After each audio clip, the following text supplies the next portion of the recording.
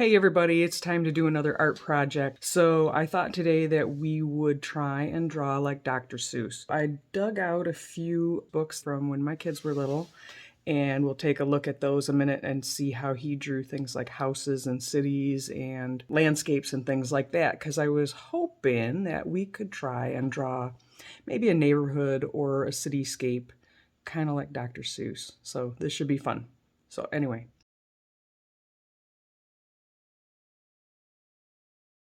Dr. Seuss doesn't use a lot of straight lines, so don't worry about trying to make straight lines. We're not using a ruler for this at all. There's a house where the Zeds live. That doesn't look like any kind of house that we would live in, does it? Our houses all have very straight lines. If you go outside and look at the outside of your house, the sides of your house are very straight. Dr. Seuss didn't make things straight. This is just kind of a big bubble. And even these houses in the background, look at the houses. I want to talk to you real quick about perspective. When you're drawing your city, if you want things to look far away, they need to be smaller. Go outside right now and look at your neighbor's house. Look at one that's far down the street. And you'll see the farther they are away, the smaller they get. Take a look at this road.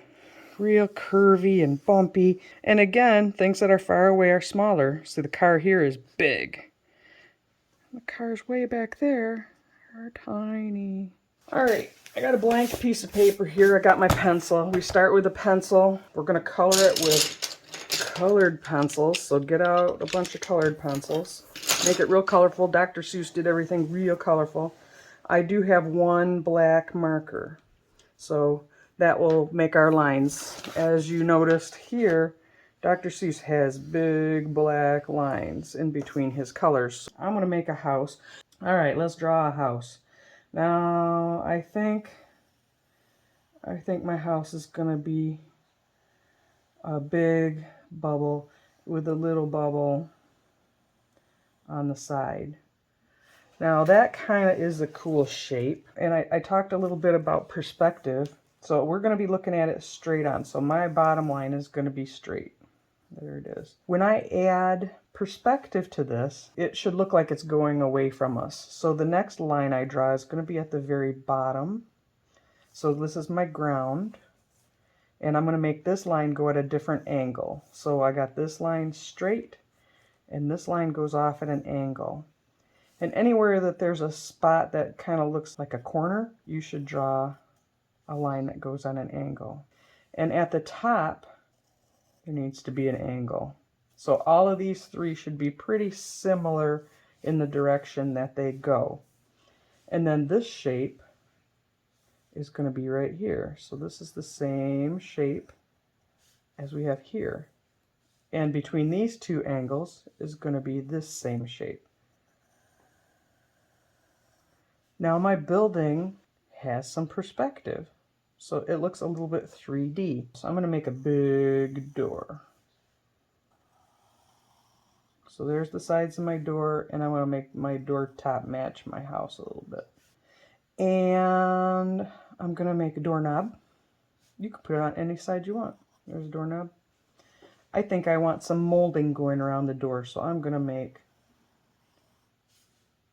a little bit of molding going around the sides of the door.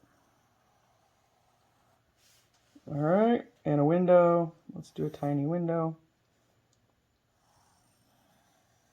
Make it the same shape as my house. Why not?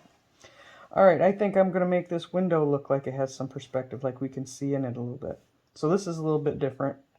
So it's got the same angle here, but I wouldn't put it on this side or else the window would look inside out. So I'm going to put it here, and I'm going to come up and just kind of meet the top. And then I'm going to go like this.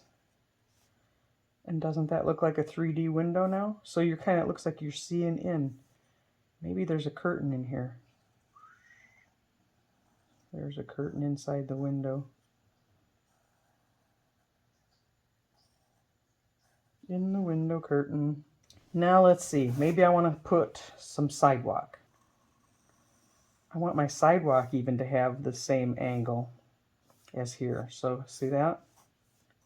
So there's my sidewalk. It comes out to the street. And the street's going to go take off and go to the back. So we're gonna follow it like that, and the street is curvy. I think there needs to be a tree behind the house.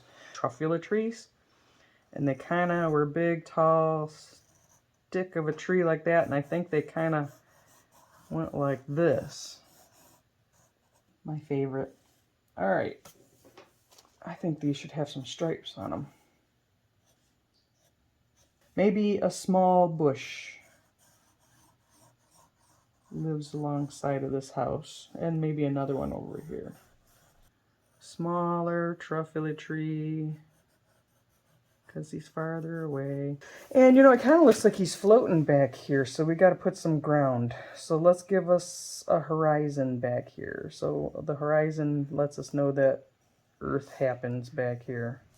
And it's got to be kind of even all the way across to make it look like a horizon. There's my little neighborhood. Now I'm going to take my marker and we're going to make it permanent. And all my lines are going to be black. So you guys don't have to watch me do all of this coloring these things black, because you know what's going to happen. I'm going to trace every pencil line I made. I have finished filling in my lines with my black marker. You can see I've erased most of my pencil lines. Dr. Seuss, his grass is yellow, okay? His sky is kind of green, his cars are pink. Use whatever color you want to. If you want purple grass, if you want blue grass, use the color you want. I'm going to have blue truffula trees. So I'm going to color these in with blue. Now to get a nice even color, I kind of use the edge of my colored pencil. See, I'm not coloring straight down. I kind of hold my pencil on an edge, and that gives it a nice smooth color. And these are just Crayola pencils.